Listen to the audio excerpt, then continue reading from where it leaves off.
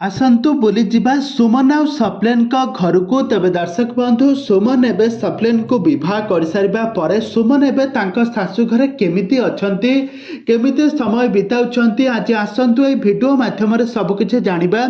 तो सेति पई आपण माने आजिर वीडियो को पूरा शेष पर्यंत देखंतु।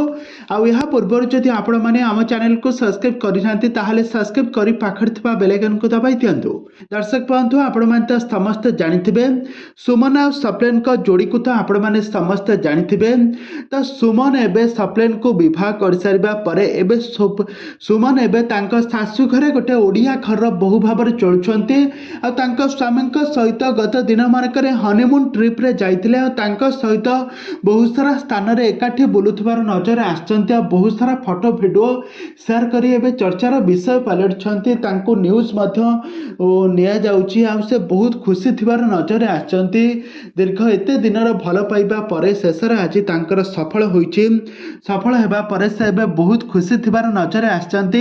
सुमन और सप्लेन दुहे एकाठी अभिनय करू करू परस्पर को भल पाई बसिथिले। आ काहाको किछि न जणाई हठात विवाह बंधन बांधी होई गले। तांको बाहाघरटी बहुत धूमधाम रे होइतिला। बाहाघर परे एबे सुमन और सप्लेन एबे सप्लेन का घरे एबे सुमन एबे रहुछंती।